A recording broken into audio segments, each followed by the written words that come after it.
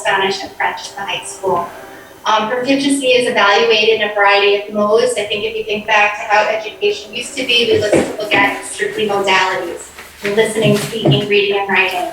And what's very, I think encouraging about the approach that this country has taken and the state has taken is really to look at the modes of communication. And there are three: interpretive, interpersonal, and presentational. And interpretive, basically, students' ability to be able to understand in another language what they hear and what they view. Interpersonal, their ability to engage in spontaneous conversations. And also presentational, meaning both public speaking and academic writing. So the candidates here tonight will talk about that. A little bit about how we award the seal. The seal comes down from the Commissioner of Education and the Associate Commissioner for World Languages. We get a certificate for the students after they've completed the program. Here locally, once the students have achieved the criteria, we recognize it both on their transcripts and on their diploma. We also acknowledge their efforts and their progress at our award ceremony next week, and also at graduation. We also have a small celebration at the library as well, where we do some more presentation. Might ask, why offer the Seal of Biliteracy? We're in our third year here at Sayville and offering it, but very important to acknowledge the importance of being bilingual in a global society. The seal highlights really work and achievement and honors students that are studying multiple cultures as well as language, in that the seal looks at both. They're integrated standards for us. It's also really important to serve as a statement of their accomplishment at this level of their education, for both college admission and future employment. Origin of the Seal of Biliteracy really started talking about it on the national level back in 2008. New York is the second state after California to implement the seal. And just a little graphic to show that, that it's currently either implemented or in progress in all 50 states. We take a quick look at statistics. The pilot was first the program was first piloted in New York State in 2016. You can see that the program has grown from just a few hundred students to thousands of students. And this is statewide. If we look more locally at Long Island, we can see that there are 54.2 schools on Long Island that are using it. 64 out of 118 are offering the program. And even despite the challenges with COVID, we have seen an increase every year in the number of students participating. Just a little call out to the languages on Long Island that are being taught and students are achieving it. We have American Sign Language, Bengali, English, French, German, Greek, Haitian, Creole, Italian, Korean, Mandarin, Polish, Russian, Spanish, Turkish, and Urdu. And so when students earn the seal, certainly they can earn the seal in languages that are taught at high schools, but they can also earn the seal in home languages, which is important to highlight that. So Sayville. If we look at Sayville, again, the program piloted in the state in 2020. In 2019, we started our program. We had 22 students earn the seal our first year, 23 the second year, and we're up to 36 students this year. So, a really nice progression for us and the size of our program. The criteria to earn the seal, just a quick note on that, is it is a matrix of accomplishment in English and in world language, and it's a composite really of, scores on Regents exams, scores on College Board exams, and also coursework from junior and senior year. We're here to talk a little bit about the culminating project that these students needed to complete in order to satisfy the seal, and I'll let that talk into that's concerned. Oops, excuse me. It is really a team effort. You can see by people that are here, just a little mention to Melissa Ritz-Shore, Matt Giannani, Suzanne Haas. They're all world languages teachers that have been very, very active in making sure that this program is successful. To run a Seal of Biliteracy program, you need to have a Seal of Biliteracy committee that's made up of various stakeholders. So you need an administrator. We have Mr. Hoffer serving on our committee, guidance counselor. We have Mr. Dillon. ELA teacher, we have Ms. Amy Thomas, the chairperson, as well as Ms. Margie DeShield, serving as a mentor to students, as well as world language teachers, where we really do a lot of the heavy lifting, just because in our community, this is the second language for the students. So it's often more challenging to meet the criteria for that. But again, it's a team effort, it's a big lift, and it's junior and senior level coursework. So we rely heavily on those teachers' commitments. When we look at the timeline, although we promote this program throughout high school, really junior year, we do a big push in the spring to identify eligible students. They fill out an application of interest. In the fall, a letter goes home to community members. We also have static information on our website. We update accordingly to the changes in the program. And really, these students, what they accomplish is really incredible. They are working their entire senior year on a culminating project that they then present and defend in the spring. And it's wonderful to have the opportunity to highlight that and to celebrate that. And tonight with us, we have 6 students, 4 that are in our AP program and 2 that are in our honors program, but all 6 of them achieved the seal of literacy. We'd like to give them an opportunity to speak a little bit about their experience, their program, what it meant to them or what it means to them, and just to share their perspective. So thank you for giving them that opportunity, ladies.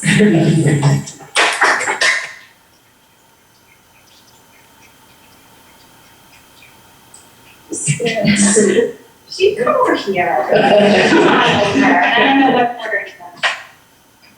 Okay, Brooke. Okay, so they're gonna go from next. So Brooke Burke. Hi.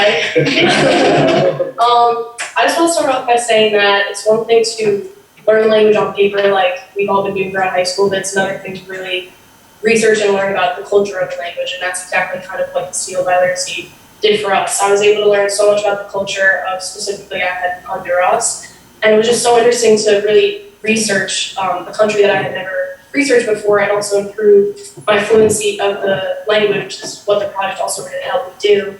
As Ms. Berger said previously, it really helps with in future employment, and I think that it's really important to be knowledgeable of other languages. When you go into different fields, I'm personally going into the medical field, and this is just really boosting my confidence to be able to perceive the Spanish and learn more about it. It's just project really helped me do that. Caroline.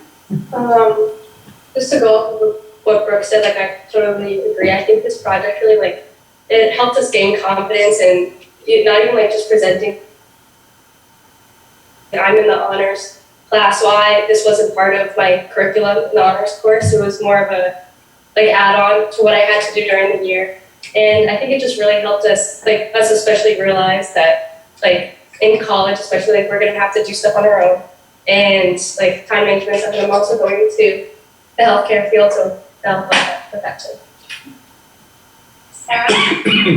So for me, this project was really important because when I was younger, I used to help out my mom's classroom when we didn't have school, and she did.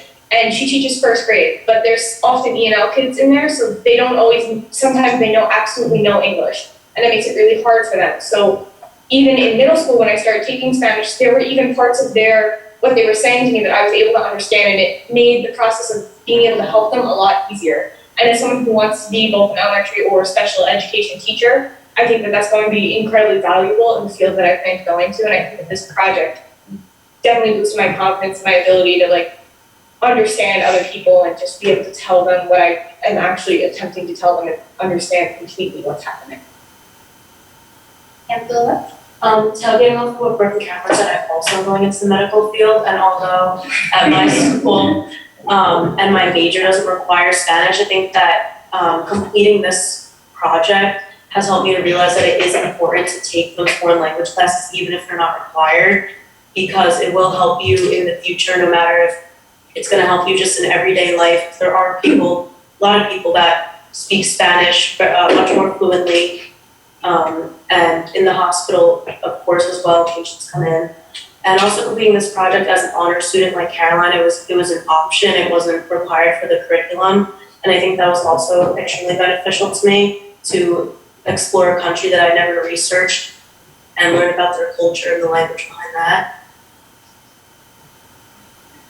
Yes. So I think that Seal by Literacy is really advantageous to students who are looking to encourage their development as a student in general, because I took AP research and I had to research an area that I was like interested in and do a presentation and write a paper, and it was kind of parallel to what I did in regards to the SEAL project where I had to present, and it was really intimidating at first for both, but like it's even harder when you're doing it in a language that you're not completely fluent in. So it was really like empowering during and after the presentation to just like realize like, okay, like this is something that I can actually do, when it was like super intimidating at first. For me, this project was a little more interesting because I come from a family like in Dula who has another language spoken at home, and to be able to experience and like learn about another language through the school and learn more about the culture and stuff, it's really like empowering to know and kind of broaden your horizon about just the world in general. And this project really helped connect myself to other nations where we really don't know much about because we live in Sayville and are not exposed to too much of that. And I think this whole program is impossible without the help of all these amazing teachers. They helped us out so much with everything, every step of the way. It felt very overwhelming at times, but you knew that you were going to manage it because you had all these amazing mentors throughout the whole program. So I really think we should applaud them for everything that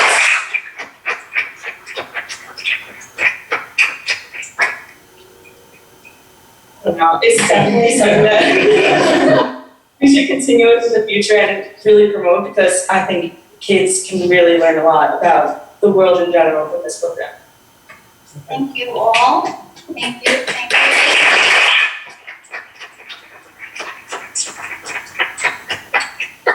you. Thank you very much for your time. Any questions? Any Just questions? hold on.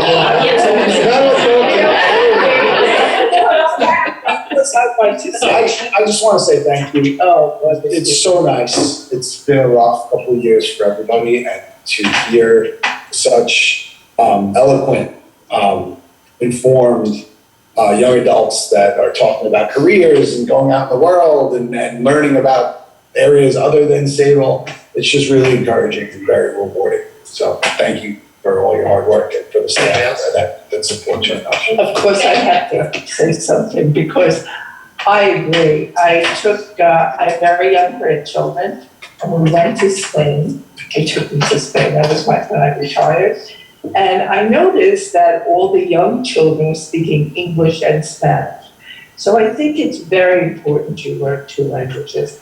I will have to say that my son, thanks to some of his language teachers that are here, was taught Spanish in Sayville and ended up living in Spain for 2 years and teaching there. So he taught in another country, so he's still fluent in Spanish. So it's very nice to know. The world today is much smaller.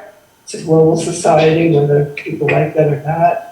And I think you did a great job. And thank you to your teachers, and thank you for looking into this and continue learning it. We're incredibly proud. Yes. You know, I think I came back here to raise my kids.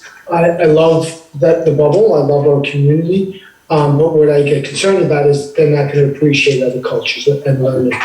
And I think that's when you stand in awe of the world, when you appreciate them. So to see you guys it's hopeful for me as a dad and community member. I'm just really proud of you. Thank you. Oh, one other thing. I was in finance for a healthcare agency who hired nurses, and after a while, we only hired bilingual. So because it was necessary for where they were going and who they were taking care of. So it's important for the future. So Maureen just touched on something I'd like to mention for the young ladies that are talking about going into the medical field, the health field, and teaching field. I'll just share that I'm a pediatric physical therapist and I speak Spanish. I'm sure not as well as any of you, but it has been super helpful to me in my career and opened a lot of different opportunities for me. And I would just say, continue doing what you're doing. It's wonderful. Thank you for that. thank you. We're so proud of you. And I would add, my background is I work for an international company. And you may have said, you all said it was hard work and everything, but it'll pay back to you tenfold. And you'll always have the skill in your pocket. And you'll see how you benefit from it. It's really good. And maybe in the future, we'll start teaching kids in kindergarten. I had to add that. And all the other. Yeah, I would like to just say thank you for all my years on the board and where we have reached today. And I would like to, compliment our teachers that are board members here. What they add to the programs, is just astronomical because they can see what is happening here and then they can take it to their schools and everything. So I want to thank you all so very, very, very much. Thank you.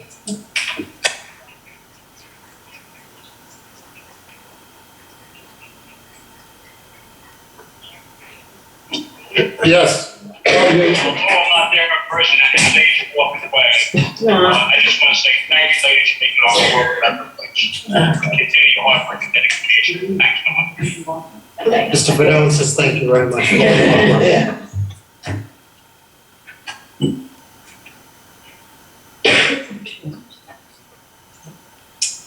So that was our seal of biliteracy. And now I'm going to ask Dr. Krishoni to introduce our next exciting group. So as we have in the past, and we haven't done it the last few years because of COVID, we are having our student presentations from our AP Capstone Research Program. Mr. Shaw has come with some students to highlight some of our projects for the year. It's been phenomenal again this year. So, Mr. Shaw. Thank you so much for your kind invitation and your generous time. So I brought with me 3 students from our cohort of 13 at the high school in our AP Capstone program. This is our 5th cohort of AP Capstone students, which is hard to believe. For those of you who are unfamiliar with the Capstone program, research is the 2nd year of a 2-year program. They begin at seminar, and then they come to research where they spend an entire year conceiving, designing, executing, and writing up a major research project. The work product of the course is a approximately 5,000 word paper, so a 25 page paper, and a 20-minute presentation oral defense, which many of you have come to witness. So the projects are as diverse as the students that we're bringing tonight. I would like to point out that we do have high achieving boys in Sayville High School. So the projects are everything. We've had everything from really hard lab sciences to some more qualitative projects that you'll see presented tonight. So I brought with me 3 students, Anna Meserve, Serena Bono, and Karishma Patel.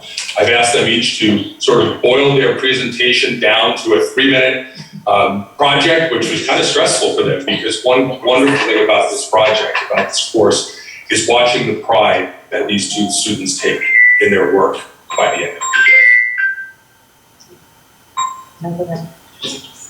Thanks, Sarah. So I'm going to turn it over to Anna Meserve. Hi everyone, my name is Anna Meserve. For my AP research project, I explored the perceived effects of Celsius energy drinks and their alignment with the advertised value of consumption.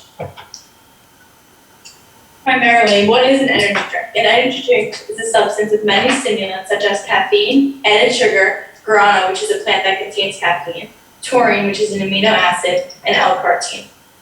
According to a research paper published in the Journal of the Discipline for Research and Development, energy drink consumption has been linked to heart issues, increased blood pressure, the development of seizures, and aggressive suicidal behaviors. In a peer-reviewed article, Michael Goldfarb, a researcher in the Center for Preventative and Genomic Cardiology, and his colleagues maintain that beverages with high amounts of sugar have been linked to hostile event reports. They also include that the United States Substance Abuse Services and Mental Health Administration has reported that within the past 4 years, hospital visits related to energy drink consumption have more than doubled to over 20,000 visits per year. This implies that energy drinks can be very dangerous, and if consumed, they should be consumed in moderation, which is about 5 times a week maximum. However, research has proven that students are consuming energy drinks 5 to 7 times a week, which is very dangerous for their health. This leads me to my research question, which is to what extent do the perceived effects of Celsius energy drinks by female high school athletes on Long Island align with the advertised value consumption of those beverages? Overall, amongst high school female athletes, the most popular energy drinks are Celsius energy drinks because they are deemed to be the healthiest, the cheapest, and the most easily accessible. Little work has specifically been focused on female high school athletes and on Celsius energy drinks, but research has shown that people are uneducated about the effects of Celsius energy drinks and that intake of these beverages should be discouraged. In an article published in the American Journal of Health Promotion, Gayatri Kumar and her colleagues obtained data from the Youth Style Survey in 2011 given to males and females aged 12 to 17. They found that about 9% of those surveyed consume an energy drink weekly, and many of those surveyed believe that energy drinks are healthy. This reveals that many youth may be misinformed about the true nutritional values of these beverages. This scholarly work also presents a gap since no research has been focused on female high school athletes, specifically on Long Island, or specifically Celsius energy drinks. In this, I aim to fill the gap by exploring the perceived effects of Celsius energy drinks for Long Island high school female athletes and whether or not these perceptions align with their advertised value of consumption. To do this, I distributed a survey on Google Forms to female high school athletes on Long Island. A descriptive research method was chosen because it gave me the ability to reach a variety of towns on Long Island rather than just one or two towns, therefore making my data more significant to the entirety of Long Island and increasing the validity of my data. After completing the data collection, data was organized, checked, and analyzed using a one proportion z-test with confidence intervals to determine whether their perceived effects align with the advertised value of consumption. A one proportion z-test is a statistical test used to determine if the proportions of categories of a single qualitative variable significantly differ from an expected or known population proportion. The standard confidence interval of 95% was used during calculations when completing the statistical test. In total, 213 female high school athletes on Long Island completed my survey. However, 5% of responses were excluded from analyzing the results due to them not obtaining parental consent, not completing the entire survey, or not meeting the requirements of being an athlete. Performing this one proportion z-test gave me the result that female high school athletes on Long Island have a skewed perception of the effects of Celsius energy drinks, as they believe that Celsius energy drinks are healthier than any of the other energy drinks such as Red Bull or Monster. These skewed perceptions do in fact match with the advertised value of consumption, as the Celsius website promotes their beverages as healthy, energy boosting, calorie boost burning, and metabolism boosting beverages. Based on the result that female high school athletes have an incorrect perception of the effects of Celsius energy drinks, it is evident that coaches, school districts, and health departments need to do better communicating to their students. Specifically, they need to teach their students that Celsius energy drinks are no better than any of the other energy drinks, and in fact, they're even worse and more detrimental.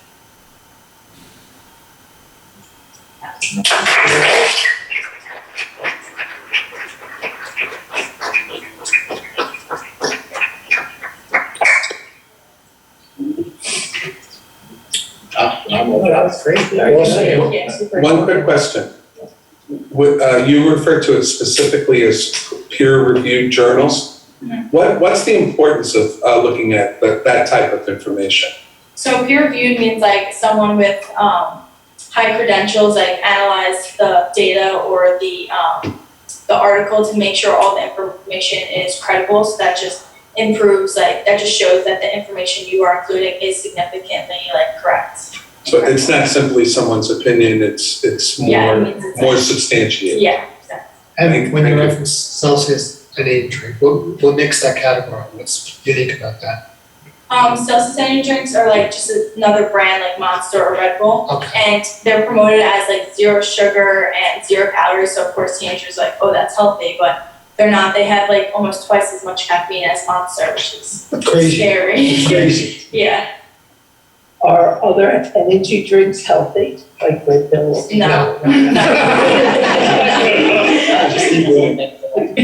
didn't think so. Thank you. Thank you. Thank you. Thank you, awesome. Next up is Serena Guano. Hello everybody, my name is Serena Buono and my presentation is on the motives and effects of Lewis and SpaceX. Lewis is from Lewis and Clark, the famous expedition was. So my research question is, how could the motives of Meriwether Lewis exploring the American Northwest be compared to those of SpaceX in space to infer the future role of the United States in space exploration, exploitation, and settlement? My hypothesis is that Lewis's motives for his expedition west are similar to Elon Musk's for SpaceX's, and will thus reveal similar short-term and long-term effects, similar in the sense that the social, economic, and political results will bear resemblance. To define the motives of Lewis and SpaceX, I used a comparative retrospective thematic analysis. And to find the motives for Lewis, I used letters that he wrote, primary documents, letters that he wrote to President Thomas Jefferson and to William Clark. And the letters I used were dated from May 14, 1803 to May 14, 1804, which is the year before he left, but that was intentionally done to get his original motives before they were tampered with actually going out west. For SpaceX, I used press releases that they released within the first couple of years of their creation, from December 12, 2002 to April 1st, 2005. To find the actual motives of these entities, I looked specifically at their tone, their language usage, word phrasings, anything that could denote to the possible motivations of these different exploration entities. Specifically for SpaceX, I looked at quotes from Elon Musk because he is the head of this company, as well as one of the major financial contributors, so it could be assumed that any of his motivations are very present within the rest of the company's motivations. And I ended with 9 sources for each, so 18 in total. So these are the percentages of the motives seen within the documents and the texts themselves. On the left we have Lewis's motives, and on the right we have SpaceX. So there were not many shared motives between Lewis and SpaceX. However, the 3 similar motives was pride, ego, and money. These were the similar motives between the 3. However, if you could just go back the slide. Thank you. So they have an inverse relationship. So if you could see for Lewis on the left, pride was one of the least seen motives in these letters. However, it was one of the most obvious motives within SpaceX's press releases. So if you could go back, thank you. They have, so out of those few similar motives, the relationship between those motives is inverse, and that each entity valued them differently. So, so because that these motives are similar but have an inverse relationship, that means that their effects out west and up in space will most likely be opposite as well. So when Lewis went west, he created a sort of countrywide expansion west as opposed to some sort of economic venture.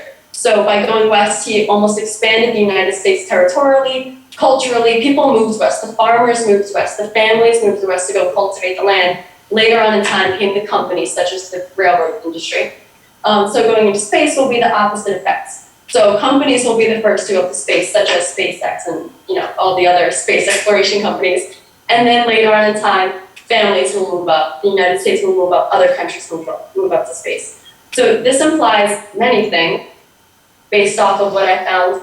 The government could do different things to regulate this. So the government works, Lewis works for the government when he went out west, and the government required him to do many different things, such as keep track of the journal, to write journals, to write letters to Thomas Jefferson, which I looked at for my project.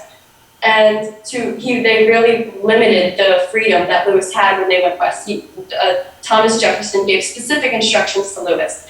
So the government could do the same for SpaceX and limit SpaceX in the same way to somehow replicate the effects of Lewis going west. So that would mean a countrywide expansion up to space as opposed to simply taking advantage of any economic opportunities up in space. Or the government could completely back off of SpaceX, and it seems to be the track that they're on right now, and allow SpaceX to do as it pleases up in space and pass legislation in favor of SpaceX doing what they would like up in space.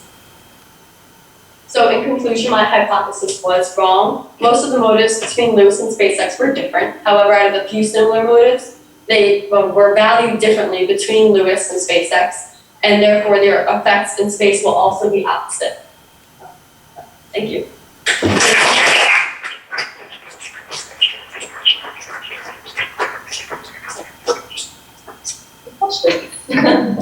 Okay. Reading the letters from Lewis and Clark, how did you find those letters, Oh, from Lewis? Yeah. The National Archives. Very No, but like reading them, were they easy to understand or were they? Yeah, the language was different than our modern language, but it said the same.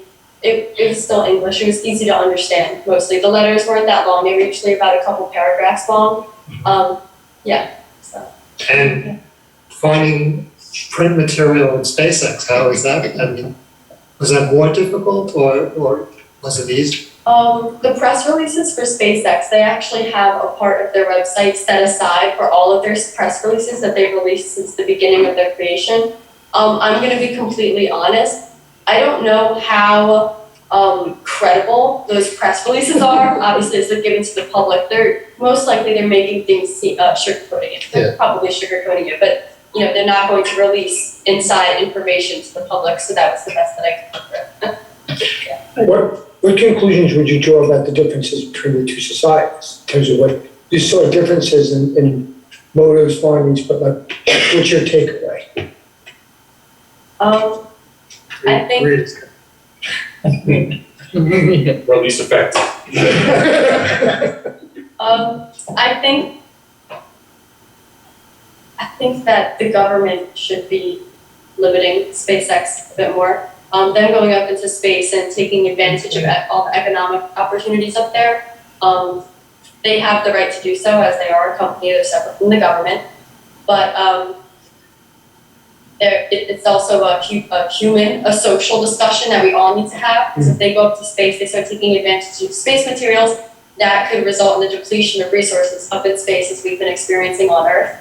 So I think that needs to be taken into consideration. There's a lot of things that need to be taken. No, I think there's like fascinating offshoots in terms of like how Lewis and Clark, I mean, what was driving innovation at the time was government spending and collectivism, and what we're finding now, it's the privatization of everything and how corporations are driving the dialogue and government has kind of taken a secondary role. So I thought your research was fascinating. Interesting. Very interesting. Thank you.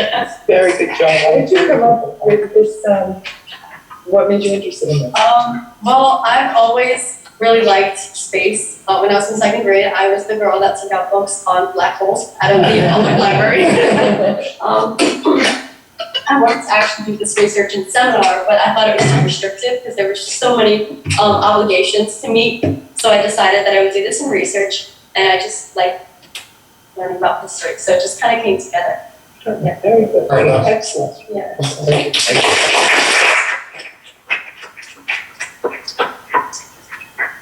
Our final presentation is Gershwin Patel. I will be presenting the evolution of Disney princess films over 4 weeks of episodes. Since 1937, with the release of its first movie, Snow White and the Seven Dwarfs, Disney has acted as the disseminator of American culture and values to young children. More specifically, the Disney Princess line has targeted young girls internationally, contributing to a new girlhood largely defined by gender and the consumption of related products. According to the social learning theory, viewers are more likely to model behaviors that they see to be positively reinforced. Consequently, the reinforcement of stereotypes and representations in Disney princess films have important implications for international children's media, which is why I chose to investigate that. An important contribution to the shifts in representation in Disney princess movies may be advances in gender activism, the most notable being feminism. Beginning in the late 19th century, established feminist movements within the United States have primarily fallen into four different time periods, labeled the 4 waves of feminism. The first wave primarily focused on suffrage, and the second wave on heterosexuality and the women's role as the wife and mother. In the third and fourth waves, however, intersectionality was considered as the movement expanded beyond the middle class. Intersectionality is an analytical framework for understanding how different factors such as race, gender, sexuality, culture all combine together to create different modes of discrimination. However, current research on Disney princess films has failed to consider this. Thus, I propose the question, to what extent do representations in Disney princess films align with the changing feminist values from 1937 to present day? I examined 13 movies, which were all on Disney's official princess list as listed here. A content analysis, which quantifies qualitative data, was employed as the method of analysis to answer my research question. In the context of this research, 6 coding categories, agency, employment, feminine beauty ideals, racial representations, LGBTQ+ portrayals, and female dominance was coded for. A linear regression t-test was performed to discover if there was a statistically significant relationship between the predictor variable, the weight of feminism, and the response variables, the average frequency of a specific theme.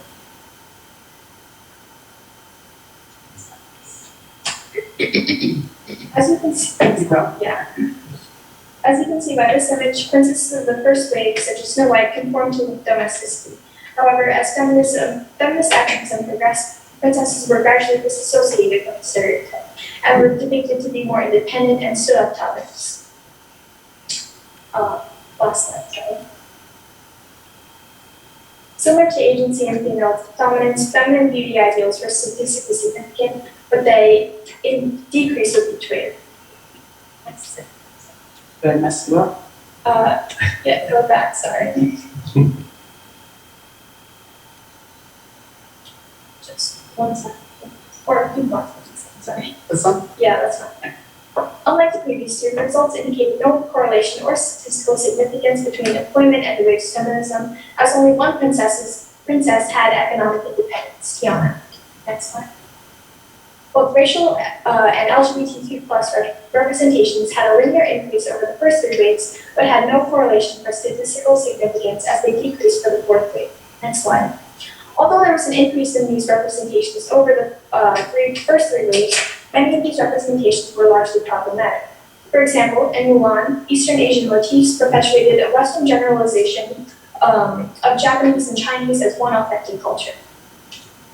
For queer portrayals, it was found that the characters interpreted as queer were the antagonists or villains of the movies. Next slide, please. Since intersectionality is rarely considered, the focus on it sheds light on the compounding impact of varying themes. Incorporating themes other than gender lenses, such as those of race and sexuality, provided useful insights into how overlapping modes of discrimination have impacted certain representations in Disney princess films over the waves of feminism. While gender-based themes such as agency and female dominance were largely addressed as the movies progressed, themes associated with race and sexuality were not. This suggests that the waves of feminism must better emphasize intersectionality so that children could mirror these improved ideologies. Next slide, please. This study also provides pathways into new areas of research. Future research can expand beyond Disney princess movies to include other children's media or a greater variety of Disney movies. Thank you.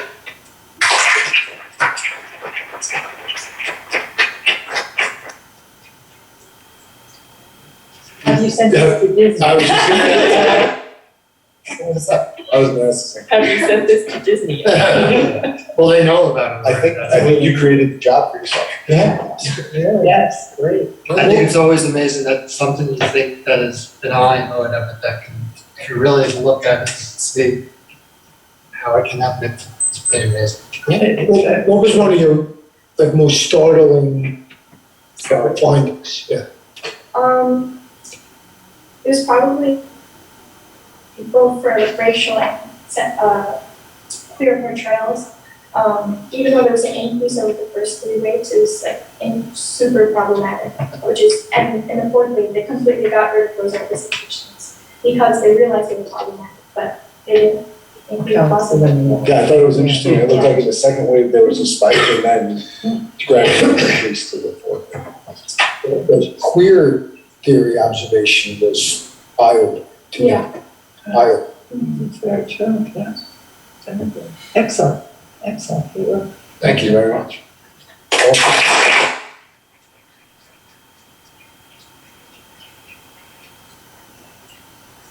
So again, thank you for your support of the Capstone program. Thank you for giving me the opportunity to work with these unbelievable kids. We look forward to seeing you next year. They were incredible. Thank you. All Thank you. Professor. All right.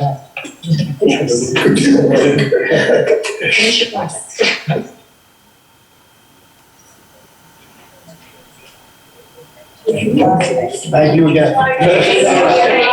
Thank you. Thank you so much. Thank you.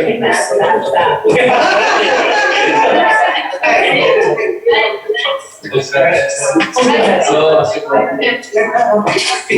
are very impressive.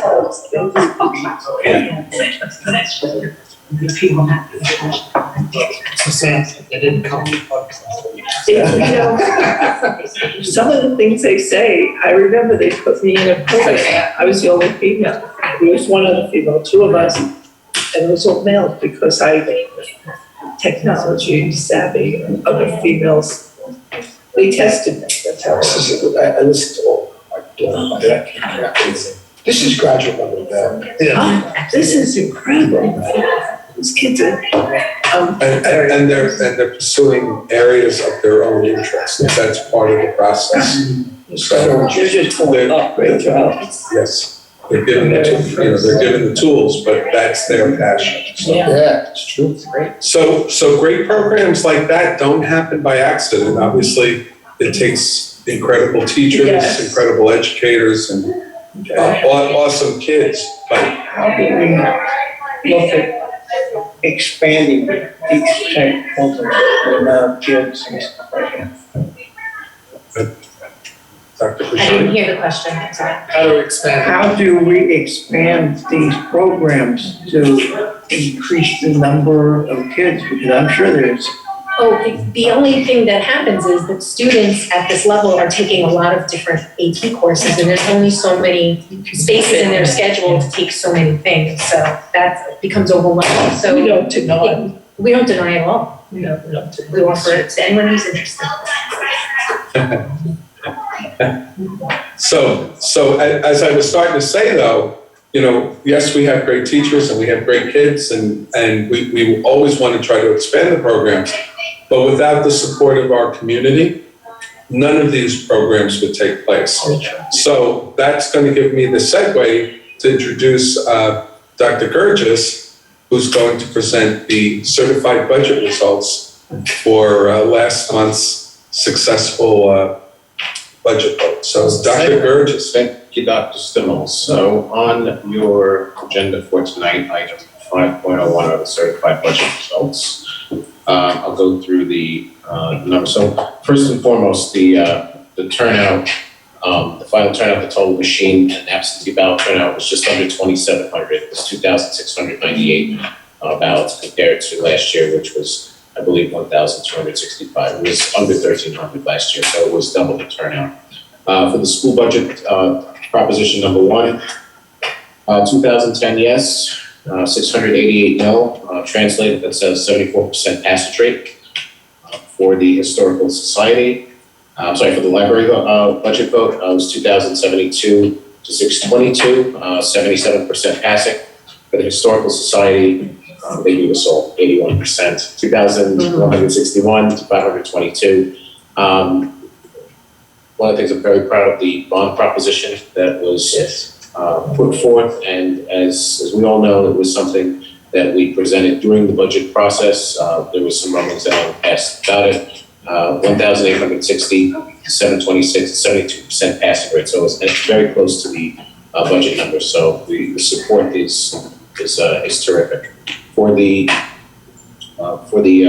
trustee seats, for the first seat, 1B, 1C, Christine Sarni was 1,529 votes to Mark Ruff's 1,042 votes. In the second, the 2A, 2B seat, Aaliyah Richards was 967 votes to Maureen Dolan, 1,655 votes. And for seat 3, Kelly Sack had 2,084 votes. There were 75 write-in votes for the library. There was one candidate, Joseph Lockman Jr., whom I was at the carnival yesterday. I had the pleasure of speaking to him for a while. 1,800 and 44 votes were cast for him, 16 write-ins total for the library. So those are the certified budget results, and as I mentioned, it is item 5.01 on tonight's agenda for approval. And just before we move off of that topic, I just want to compliment Dr. Gurgis for all his work in preparing the budget and getting it ready. And also that night when it came time to tabulate the results. And of course, I have to recognize our district clerk, It was a tremendous undertaking, and this is the Carol. So, Did you have any drinks?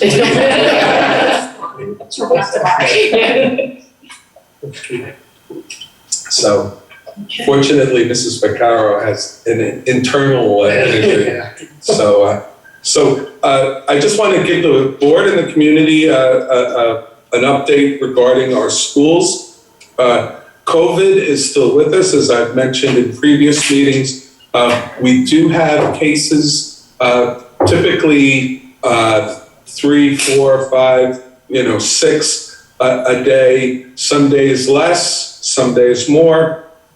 But we are, dare I say, learning to live with it. The state recently released information, and Dr. Gerges, I believe it became official today, that the required testing for staff will end on June 30th of this month. Well, this month. So we will finish out the school year, but hopefully that signals that we will not be required to have our staff test or produce proof of vaccination when we come back to school in September.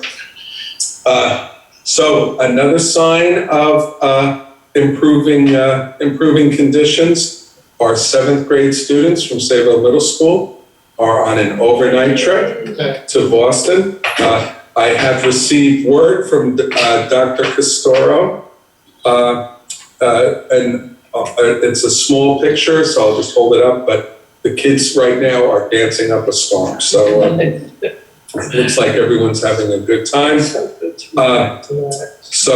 we're glad about that, and quite frankly, most of our school activities are completely back to normal, if not close to it. One of the things that's not going to be entirely back to normal, but it is heading in that direction, are our Regents exams. And I'm just going to ask Dr. Kashoni to give you a brief synopsis of what's going to happen in later this month. Sure. Well, a couple of things. First of all, the commissioner canceled the U.S. history regents. There was the new regents supposed to take place yesterday, and they canceled it because of content that was considered controversial, and in light of some of the recent shootings, would be upsetting for people. So are not sure what the content was, but that was canceled. Students that pass the course will be able to pass the course and not need to take the regents at all. So they will be exempt from a regents this year, and they would be able to graduate if that was a graduation requirement for them. In addition, they have also put out an appeal process for students for the next year and a half through the end of 2023, that any student who receives between a 50 or a 60 and a 64 on any regents is entitled to appeal that grade and will sit before a committee that's school-based officials such as principal, teachers, guidance counselors, and they can appeal that grade and still pass the course and graduate if necessary. So that's part of the COVID kind of fallout. So they have put that out that we could exempt those regents from grades. Is it all regions or It'll be all regents. Okay. For the next year and a half.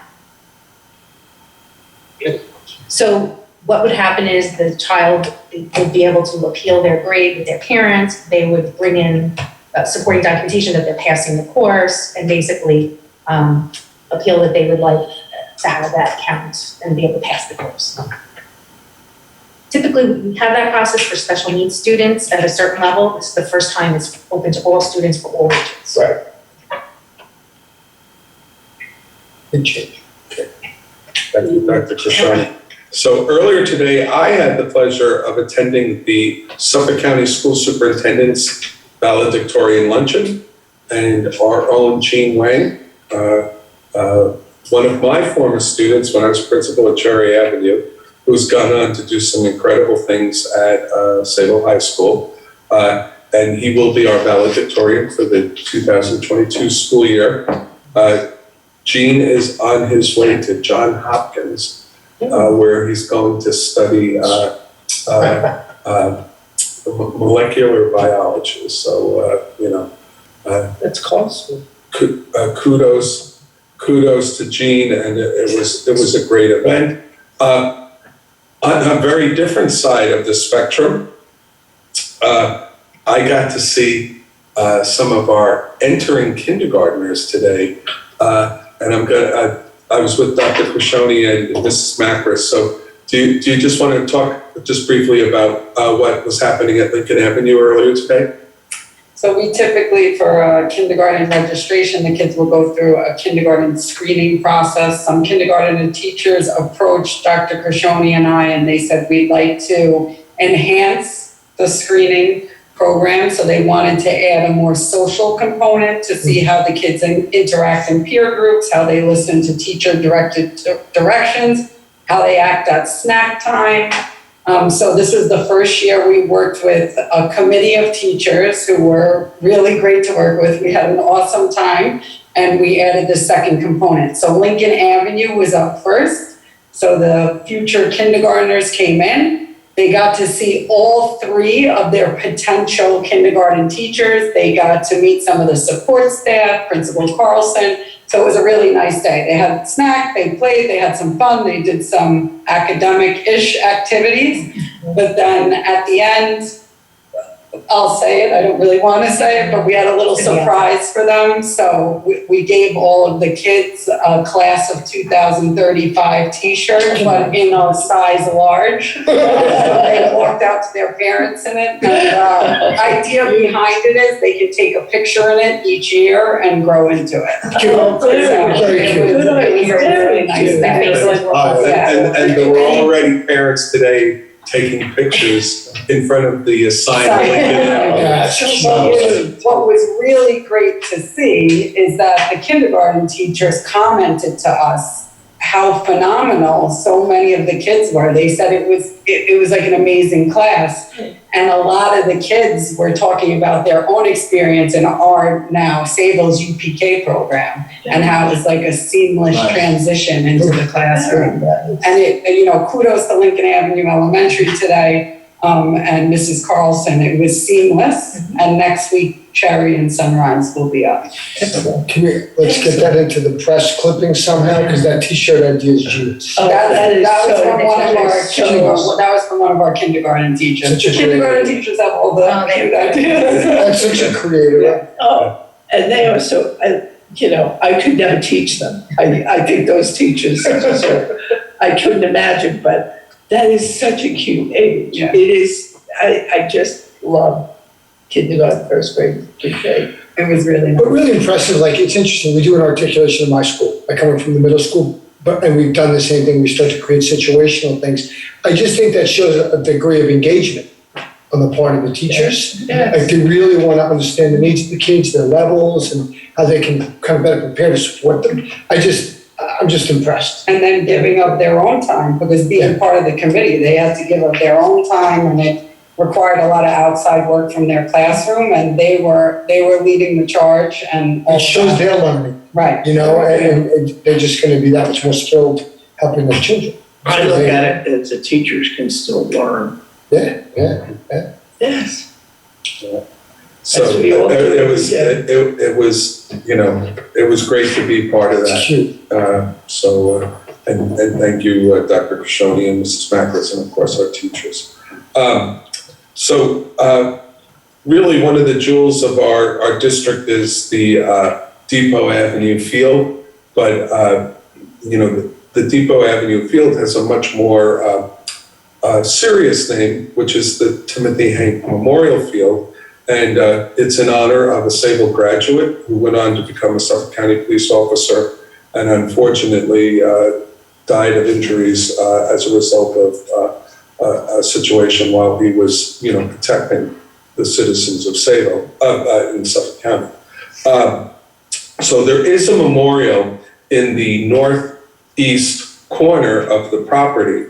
And unfortunately, over the years, the weather has been taking its toll on the plaque. So Dr. Gurgis has been looking into what we can do about that, and if you could share with the board. Certainly. About a week and a half, 2 weeks ago, Andy Castellano reached out to a restoration company. We tried to get him in. Unfortunately, he had COVID. He got back. He came. We got a price which is an extraordinarily reasonable amount. I got the timeline today, which would be approximately 3 to 4 weeks, in which it would, I'll be honest with you, it's not gonna look like it's mint condition, but it will look significantly cleaned up, polished, and it will shine. So it will be very near to its original condition. So that's the latest update. I spoke with the president of the company this morning, and I said, whatever you can do, and he said, realistically, it's 3 to 4 weeks. I said, that's fine, don't understand. So we're figuring early July. We'll be back in. And he said that the total restoration time would take 2 days. You would have to be a stripping, then polishing, the sealant, the coat, and then the drying out period would be the second day. Can they put something on it that's better than we had previously, so it doesn't weigh down as much? I don't know. Yeah. I can certainly ask what the process is. Yeah.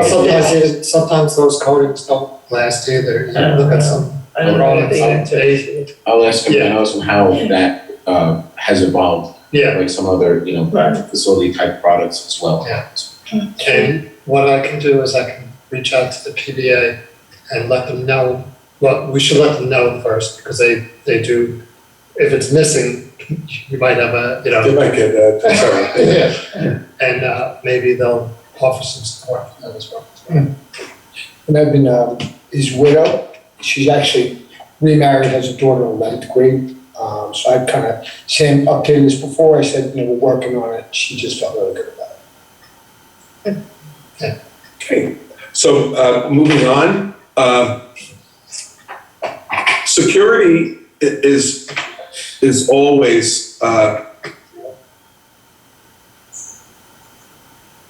sorry, my computer's acting up. Security is something that's always on our minds, and given the horrific events last week in Houston, not Houston, but in Texas, we are all just reminded once again of how at times vulnerable our students can be. We don't know all the facts from Texas, and it may take weeks, it may take months. So I'm going to urge that we not react immediately to anything we hear coming out of Texas until we get a more complete picture. As a district, we have worked extremely closely with law enforcement, whether it's Suffolk County Police Department, the Suffolk County Sheriff's Department, the FBI. We are always reviewing our school safety plans. The safety plans that are available to the public are relatively brief, and they are available online. The plans that pertain to each building are specific to the buildings, and they are much, much more detailed. But for obvious reasons, we don't share those plans with the public, but for everyone who needs to know, those plans not only are shared, but they're carefully reviewed, studied, updated, practiced. There will be no panacea for school safety, but clearly we must maintain vigilance at all times. We must build healthy relationships with our children, their families, and our community. Mental health will always be a priority in Sayville. And of course, training of staff, and even training of the highest quality security officers we can. And that's something certainly this board has been talking about, and we'll be talking in much more detail about what are the credentials for security staff when we recruit and hire them. So we are in a state of flux in the district in terms of leadership. Our longtime supervisor for security will be retiring at the end of June, and the district is in the process of hiring a new supervisor. And given the tremendous impact of last week, we are reflecting on how can we make the interview process more relevant given the most recent development. So we will be working that into the interview process.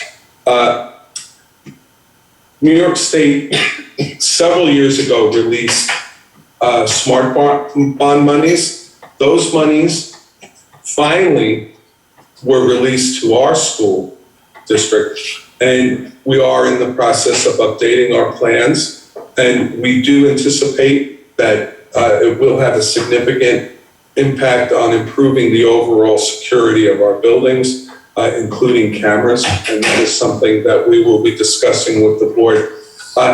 Dr. Burgess, where are we about right now with the smart bond funds? We ran into a snag with Intralogic, in addition to changes at the company, and changes within, I guess, for lack of better explanation, the supply chain and everything. The amount of items that was quoted is not what can be fulfilled. So we agreed to part ways, requote, and look at another company that can do all of the doors, partitions, security measures within the amount allocated, because it's not fair that, you know, some buildings may have some, others do not, because it becomes an issue of building equity, security, and most importantly, safety, especially if you have areas of risk, and areas of risk that can be identified very quickly in this technologically wired world. So. Did you have to reopen the bid? What's that? Did you have to reopen the bid? In essence, yes. So the contract is effectively canceled. So now we would look to, we have the spec. The spec is easy. It's really all the identified areas. Now it would have to be any company that can do it with, you know, within what we've requested. Is it something, you know, difficult to find? Not really. There are several security companies, but it's a matter of one that can do right by us and provide us, you know, materials that will not go obsolete in a year or two, that will have a good platform for monitoring, and also a reliable service contract. Those are the real prerequisites that we would need here for that. So Will and I are talking about this almost on a daily basis, you know, as to what our next step is, because we can't really enter into agreement in which you potentially be in a position where we can't service, or we're going and asking for funds outside of the smart bond and, you know, not have the buildings covered. That's where our. Now, this all comes from the smart bond, right? The most recent. Cameras in the doors. Yeah. Cameras and door access. I mean, is it a topic that needs to be revisited, like what we're doing, and, you know, in light of the change? I mean, it's not based on something that because we did the smart bond 5 years ago, right? That's one. Right, yes, the smart bond was originally approved in November of 2014, and the funds were released. It was November 14, it was a referendum with the vote, and monies were released gradually. It came from a bank settlement with the state, and it was over $2 billion. When districts filed, they were really in a queue, and I can tell you right now that you can count on one hand how many people worked in that office approving everything from finance to the actual plans themselves, and it was pretty stringent. Whenever we came up for approval, they said, okay, now you submit the plan, and if it jives, then you can move ahead. Is it helpful to revisit it? Absolutely. One of the steps that my office has taken, I'm holding an additional health and safety meeting next week. Technically speaking, I only have to have a certain amount a year. I'm doing an extra one in light of this, in which, you know, we can discuss actually integrate into a smart bond presentation or proposal that we can bring forward.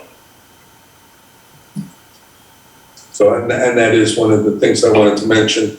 As Dr. Burgess said, we will be having an additional health and safety committee meeting. One of the things that will be discussed is the design and recommendations for the technology, but that'll be part of a broader conversation concerning security. Within hours of the tragic incident in Texas, I was receiving communication from the leadership of Suffolk County Superintendents, as well as County Executive Malone and Suffolk County Police Commissioner Harrison. So the police department, and the leadership of our county very much want to support safe and secure schools. The 5th precinct has a new inspector. Inspector Sumwalt has just taken over. He was very proactive. He reached out right away to all the superintendents in the 5th precinct. Unfortunately, he had a situation at home that we were all going to meet at one time, but he wasn't able to, he had to reschedule. So instead of just pushing it off, he actually came to visit us on Tuesday, and he brought Officer Gallant with him, who's a public affairs officer. Yesterday at our Strides Carnival, he brought about 15 officers, including our new SRO. So we were able to introduce the SRO to Mr. Hopper and Dr. Cristoro. So there's definitely some serious energy going into the 5th precinct. One of the things, though, that Inspector Sumwalt did relate to me is there's a little bit of a lag in staffing. The police department had a high number of retirements, and they're just waiting for the academy to graduate more officers to fill the ranks. You just graduated at academy this I believe so, and I think they have 2 more in the pipeline. 2 more.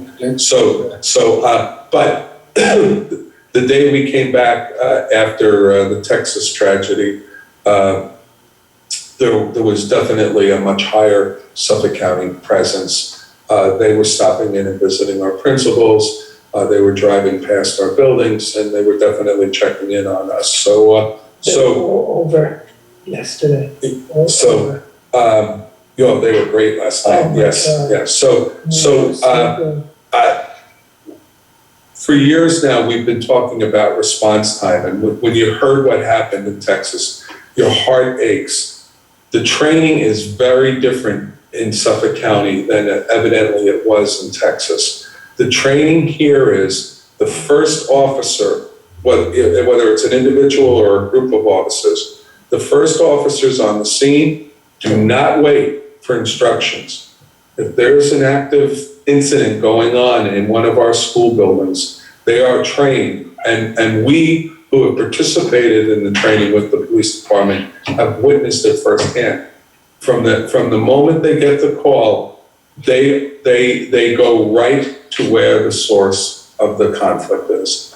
And I've seen it firsthand in their training, and I believe it to be true. And it does give me a great deal of peace of mind knowing that the Suffolk County Police Department, in the event of a tragedy like what occurred in Texas, they will be here and they will be responding. There will be no holding back in the hallway or waiting at the door. And so I want to say that to the board. I want to say that to our community. Our police department is very professional. They are extremely dedicated, and we have a very high degree of confidence in them.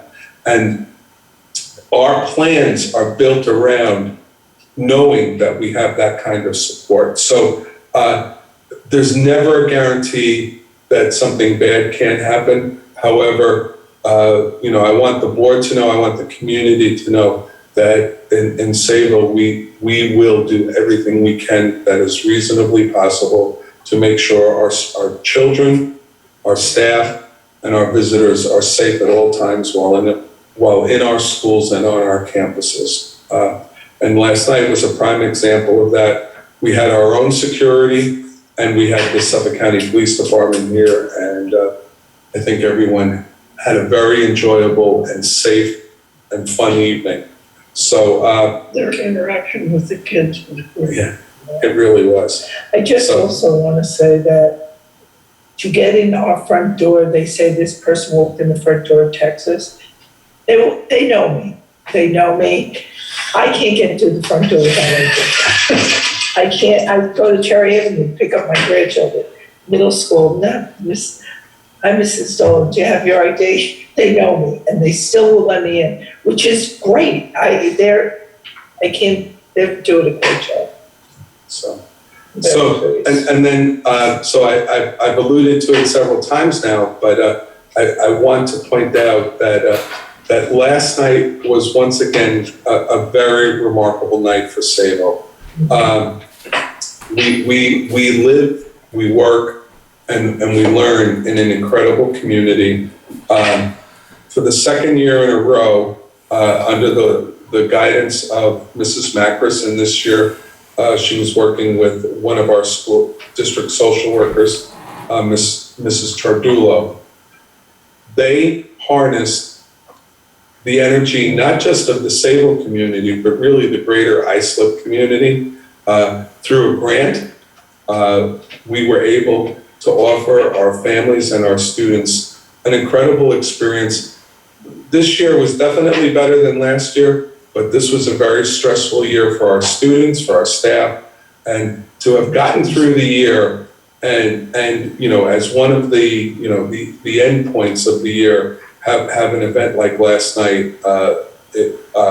We're very fortunate, and it was a celebration in a way, and it was just what's our strength as a community is the relationships we've honed with our children and their families, and so I'm gonna, if the board doesn't mind, I'm gonna ask Mrs. Macris to talk a little bit more about the event last night, and we really have to say thank you to many people, and I'd just like to make it for the record, so Mrs. Macris. Yeah, thank you, Dr. Stimmel. So just as Dr. Stimmel said, last night was the definition of team effort, truly. So I'm actually I don't like to usually read from a paper, but I am because I don't want to miss anybody, and there are a lot of people. So within our immediate school community, we had buildings and grounds, custodial, food service, security, faculty and staff, and that includes teachers, SRPs, clericals, administrators from across the district. This was remarkable, and many community members actually commented on this today. We had over 100 student volunteers. I believe we had close to 120 student volunteers from all 5 buildings, representing approximately 25 clubs and co-curricular groups. And their club advisors and teachers are the ones that for months now have been organizing them and helping us to assign them. And it was really neat to see some of our high school kids mixed with our middle school students. Even we had 4th and 5th graders that wanted to volunteer in our tents. We had the high school wind ensemble led by Carrie Van Boxel. And as Dr. Stimmel said, Jessica Chardulo, she's our new district-wide social worker, instrumental in these last months, planning and assisting. She was phenomenal. Huge shout out to our buildings and grounds and custodial staff. They were outside with us besides the fact we made them sit through many planning meetings.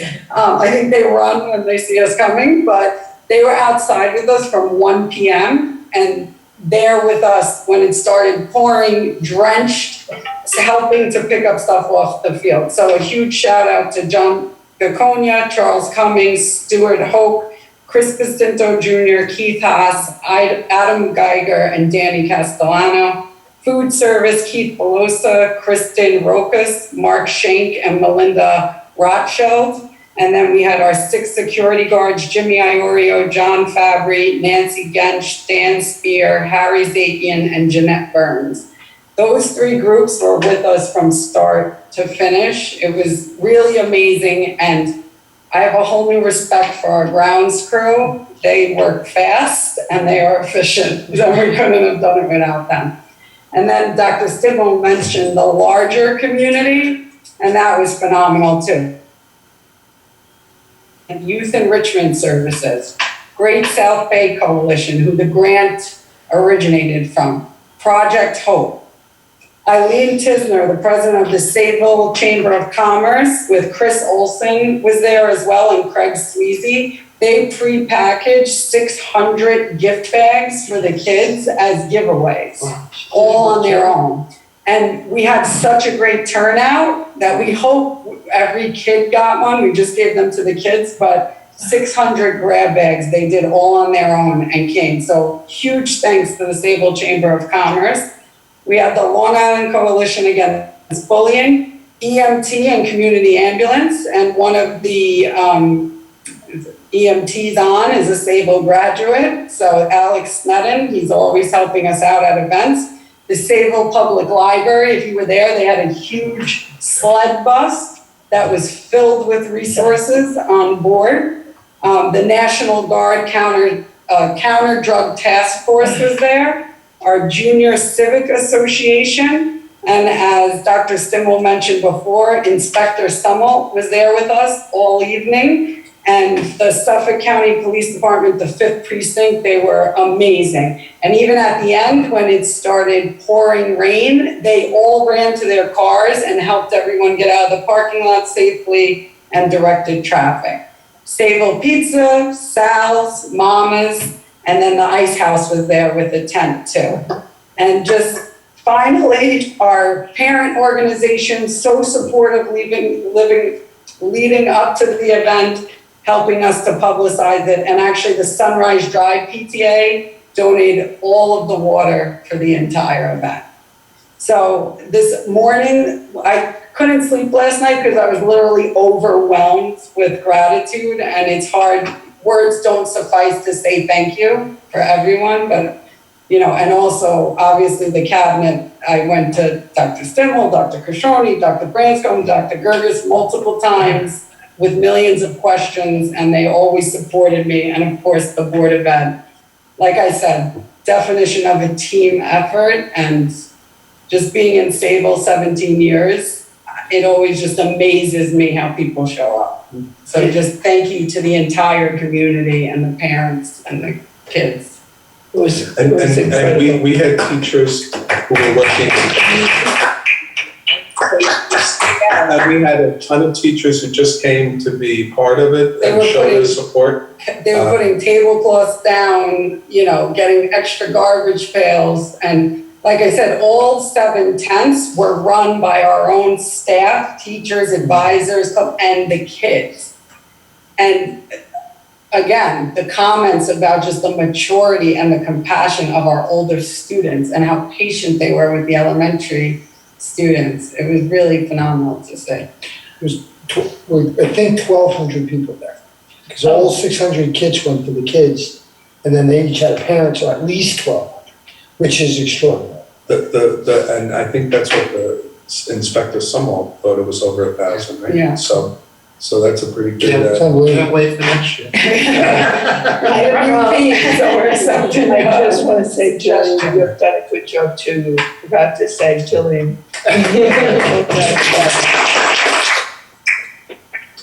But it didn't rain until the end. That's right. Yes. It did make for a quick cleanup. So that concludes my report for this evening. Oh, I'm sorry. One more thing.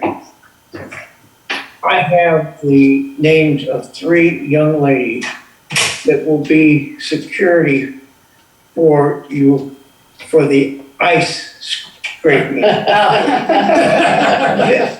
I was standing there watching these 3 young ladies who Well, actually, for over 2 hours. about 75% of the kids that presented tonight were there last night, and one of them. They were just scooping and scooping and scooping, and I said, you know, this girl's gonna have arms like this in about an hour or so. And the owner of Papa Me's, she was here watching her daughter get recognized. The Ice House. Yeah, sure. Yeah.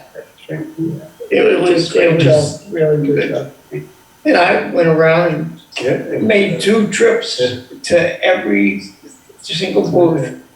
And thank you. Did what you told me to do. It's just say thank you for all, and they were so appreciative. Yeah, and Miss Giganti was out there helping us too. She was with us till the very end. So, She was. And Mr. Renahan was there as well. So all the administrators at Central Off. Good job. It's amazing how that. It went great. Thank you. Okay, I think it would be appropriate to take something out of order at this time. Right? Yes. Well, just before we go into business, there was one thing for board discussion. But I was thinking of taking something out of order, Oh, okay. right?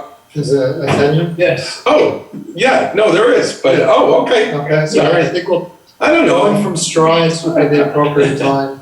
Yes. I wanted a motion on, I think 601. Mr. Cooley, I think that's an excellent idea.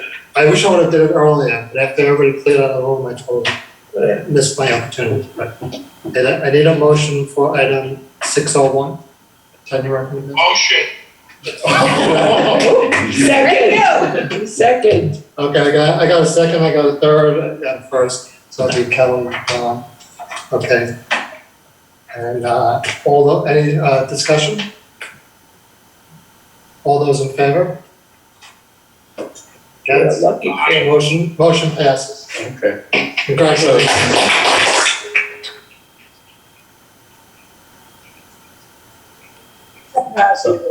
Thank you. So, Good time. Yes, very good. very good time.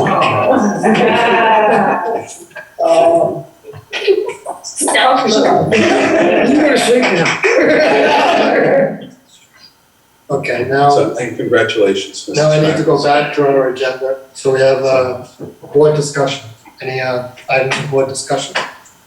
Don't forget to mention that SEPTA's having their end of year dinner in 2 Thursdays. I think it's on the 14th. Okay, good. And we also had it's the National Suffolk, School Board's Award dinner, and they honored John Madone. Yes. He got this giant, dangerous award. Congratulations. Yeah, John. congratulations. They did a talent show, it was at the middle school, but it was, it wasn't just the middle school.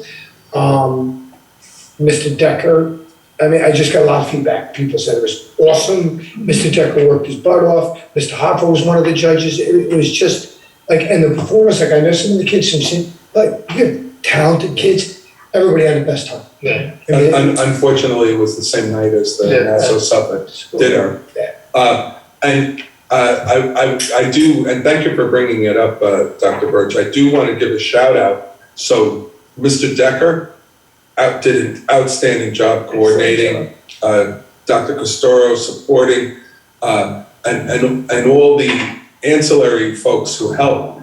But that was an outgrowth of work that was done with the site-based team at the middle school. And sometimes people get the feeling that those organizations just meet to talk. And that group, they wanted to do more than talk. And kudos to that group, because that's where the idea for the talent show came from. What I heard over and over again about the night was, it was a proud moment for Sayville, just like last night was at the carnival, the talent show. And Almost full, they said, like, and big the middle school auditorium is. The front was totally full, and they said the bleachers in the back were like halfway full. So there was, 500 people there. I mean, everybody loved it. Do you know what's amazing? How much talent we have in It's this such a town. small town. Sometimes when these kids start singing, I go, wow, I wish I could get to know it. The board represents town. Yeah, we can be very proud of it. We encourage. And just before we move on, I just got a text. So to be clear, the reason we were applauding for Mrs. Macris is because the board has taken action based on my recommendation that she receive tenure. So Mrs. Macris has been granted tenure. John, do you have any comments for board discussion? He didn't. He's not. John? John? Congratulations, Christine, and I want to I wanted to knock on John was, Jillian Roberts. Sorry, well, really, I'm sorry. Well, congratulations to both of you. We're working so well together. Yes, it does take a team. Okay, great. So now we move on to public comment. Yeah. Okay. The Board of Education and our administrators listen carefully to what members of our community have to say. We follow regulations specified by the law and policy as we encourage our community members to offer public comment. Okay. And offer a public comment at the Board of Education meetings. The Board of Education requests that anyone who participates in a public session demonstrates civility as they address the board and the community. The Board of Education meetings are held in public view, giving the public the opportunity to watch and listen and to the proceedings of the board. In these meetings, the district staff updates the board on matters pertaining to the school district. The board may be required to take action on matters related to district operations. Board Policy 1230 provides the opportunity for a period of public comment during the meeting. With that in mind, we offer a brief word on the parameters. 30 minutes or an appropriate time to be set aside for questions by the public. The board reserves the right to limit public participation in a given case or extend the maximum time if it deems necessary. Questions and comments by the public are limited to 3 minutes per person. Speakers are asked to identify themselves and the group they represent. Speakers should conduct themselves in a civil manner and direct their comments to the board. The board will not permit discussion involving individuals, district personnel, students, or community members. Thank you. Can I go first? Yes. Sit there.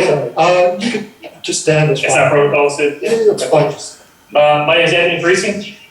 Thank you everyone for your time and attention tonight. As I was waiting outside, I saw the mission statement and the value statement reference the term safe environment and responsible citizenship, and I think those are relevant for what I'm about to say. I want to preface my remarks by stating that not only am I a parent of children in the district, but I am a former Army officer. I spent 8 years in uniform and was trained to and required to carry pistols and rifles to do my job at home and in Afghanistan and Iraq. I was responsible for the training of men and women who handled weapons and the physical security of those weapons. For reference, when not in use, weapons in the U.S. Army were kept behind two key locks, inside a locked and alarm safe, inside a locked and alarm building. Additionally, I am a firearm owner and history buff who can appreciate the role firearms have played in the world. It is through that lens that the horror of the Robb Elementary School shooting and all other gun-related shootings that occur too often have pushed me into action. I am here today requesting you hold a meeting with BeSmartForKids.org with the BeSmartForKids.org contact person for Long Island, Janet Goldstein. BeSmart is a nonpartisan program designed to take action to promote responsible gun ownership and reduce child gun deaths. The campaign focuses on education and awareness about child gun deaths and secure gun storage. The 20-minute presentation also helps to normalize conversations about firearm ownership when someone else's child is in your home. The Long Island chapter offers free presentations which have already been shared by both teacher and parent organizations across Long Island in both Nassau and Suffolk counties. As adults, it is our responsibility to keep our children safe. I send my children to school every day, putting their lives in your hands. I respectfully request you consider this recommendation. This recommendation is both reasonable and possible. I'm willing to put any member of the board who wishes in contact with Janet Goldstein to discuss further and see how this presentation can be implemented in our school district. Thank you for your time and consideration. I greatly appreciate it. Thank you. Thank you. Any other comments? Once, twice. Okay, move on. Okay, so I need a motion for, so I can go through. Should I just do it section by section? Sure. Yeah. So I need a motion for item 401 to 406. Motion. Motion, second. And Maureen, discussion? All those in favor? Passes. The motion on recommended actions 501 through 5. Motion. Norm and John, discussion? All those in favor? Oh, I'm sorry, I have a question. Sure. 5-3, someone had contacted me about this. So the driver ed program, are we doing it in person or are we doing it, because they give you the option? Not this year. So we're not doing it in person. So is that something that are we making that decision locally or is that decided by like DMV or No, something? when I spoke with Mr. Bayo about that, that came guidance from Albany, not locally. Okay. One of the reasons it's on this agenda and not a previous agenda as it would be is because we were waiting, because they hadn't issued it up until very recently. That's why, so, if we had the option of either, it would be modified for that. So I kind of suspected that. It's not in person. Right. It's remote and it's from, you said, Yeah, the decision came from DOT. But is that for the whole program? Yeah, the next year, the 22-23. It was done the same way. What's gonna happen this year, this coming year, is what happened last year and the previous year, in terms of how the instructions go. and I expected it last year and the previous year, of course. I was surprised that that was the case this year. Me too. I should say next year. Parents have to do the driving part of the kids. That's helpful. I think part of the issue is when this guidance was, comprised, not everybody in Albany is back full-time working, which may have affected this decision, because, some of the restrictions are really off the table now. What we received is that it's going to continue remotely to 22-23. Okay. I actually have one question for you, Dr. Burgess. The appointment of the internal auditor. Yeah, that was gonna be there. Let's finish this topic up first. Oh, I'm sorry, I thought we had, I'm sorry. Can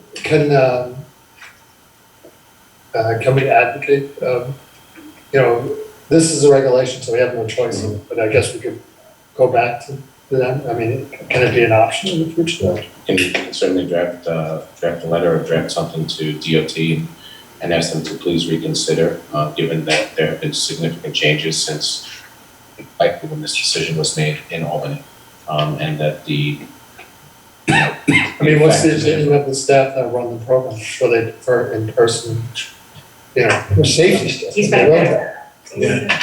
What would you prefer?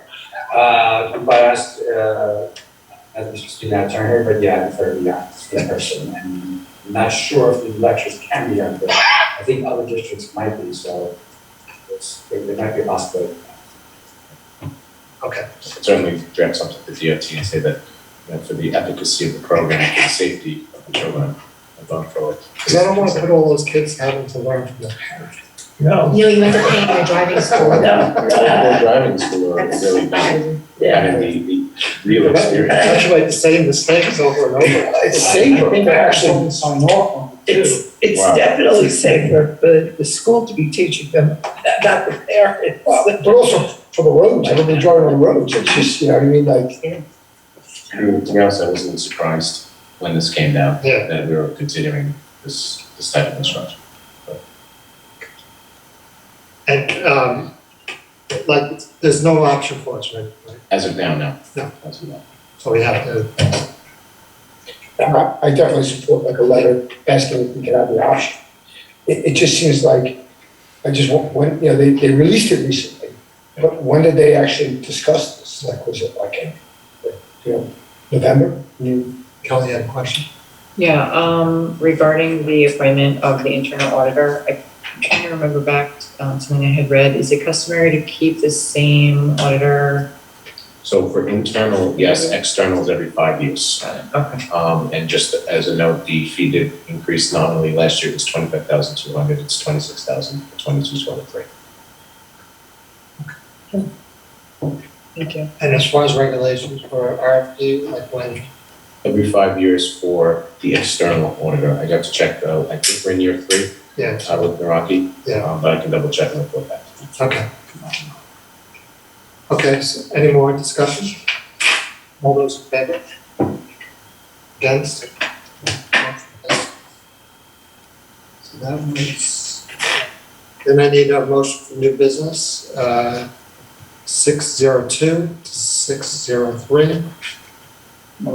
Second? Second. Second. Discussion? All those in favor? That's. Okay, sorry, John. You said aye, right? Yeah. And, new business. I'm actually waving at everybody, but no one sees it. Yeah. You're not on the. Yeah, you're not on the screen, that's why. Motion, new business 701. All those, need a motion? Motion. Second. Kelly, Maureen, second. Discussion? All those in favor? Aye. Unanimously passes. And then, a motion for adjournment. You want to go to exec? Oh, but we want to go to exec, discuss, what was, A particular personnel matter. particular personnel matter. Motion. Motion. Okay. Thank you, everybody. Thank you, Have a everybody. good night. Thank you. I'm in the restroom. Kelly, you mind